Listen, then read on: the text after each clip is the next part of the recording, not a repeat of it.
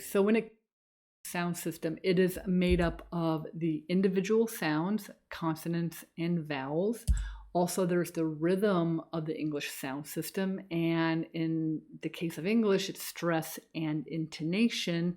And thirdly, the English sound system is composed of vocal presence, which really gets into the energy of the voice, vocal projection. And all three areas interconnect to produce the sound of English, right? A lot of times people will tell me in the beginning of a program that they always have been told and assumed that if they master the individual sounds, every individual consonant, every individual vowel, and then speech clarity will not be much of an issue. Perhaps they learned a bit about English rhythm, about stress, about intonation, but they really figured that if they really mastered the individual sounds, that's where their attention needs to go. And I can tell you that while it's important to produce certain sounds, some more than others, correctly in order to avoid miscommunication, rhythm, I would say, plays a bigger role on some level with the processing of the information, both within the moment as well as beyond the speech event. And so if you're wanting to deliver your message, make sure it's not only heard and understood and processed in the moment, but also perhaps at a later time beyond the event. You want to also pay attention to the stress and intonation of your English rhythm, okay? And so for today, clear speech quick tip number 5 is really getting into rhythm, and it is you want to concentrate on alternating the stressed and unstressed sounds in English, okay? One thing to keep in mind is that every language has its own rhythm. How would you characterize your first language, or perhaps your second or other first language? Okay, how would you describe it? English is a stress patterned language, so this alternation of the stressed and unstressed sounds is very important for helping the audience or the listener to process your message. Another important thing to keep in mind when talking about this is that you can think of the English sentence in terms of being at 3 levels: word, thought group and chunk, and sentence. And there's this alternation occurring at all 3 levels. So it's really, really critical for English rhythm to be conscious of how you're alternating the sounds at all 3 levels: word, which we're going to really focus on today, chunk or thought group, and also the sentence level. Okay, so we're going to start at the word level, and I want to take a look at the word communication, which I've already broken up into 5 syllables. Communication.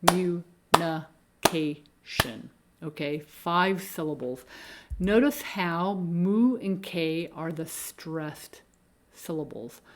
The others, cum, ni, shin, are what we call the unstressed syllables. There's an alternation: unstressed, stressed, unstressed, stressed.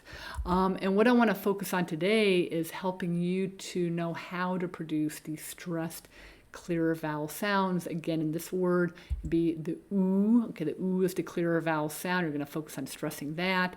And the a and k. Okay, so to produce the stressed, clearer vowel sound, you want to concentrate on lengthening the clear vowel and also incorporating a small pitch change. So to do that, let's look at the syllable k. Okay, right here, because this receives primary stress and mu receives secondary. So let's focus on the sound k. Okay, you really want to concentrate on lengthening the vowel sound. That's what's important. So just say K, K, okay? So that's one part that goes, or one aspect that goes into producing a stressed sound. And also you want to concentrate on incorporating a small pitch change, okay? A small pitch change. So it's not just K, but it's K, K, okay? So you want to incorporate a small pitch change. So it'd be like K, K. K. Okay, and then for the syllable moo, oo, that is also stressed as secondary. So what that means is you still want to stretch it. I would say concentrate on having the pitch change not as high. Okay, so really concentrate on that when you're practicing how to produce these stressed and unstressed sounds. So you've got K, moo, moo. It's not as high of a pitch change. Moo. Okay, to produce the unstressed vowel sounds, which again is come, n, and shin. To produce these sounds, you want to concentrate on shortening this vowel sound, producing it flat, meaning no pitch change, and essentially be lazy. So it's like come, okay, or n, shin, very flat, okay, very flat, very short, okay. So there's this again alternation of the stressed, stretched pitch change, and no stress, no pitch change. Okay, so essentially, if you were to break it down, it'd be like communication. Okay, really focus on that pitch variation between moo and K. One more time.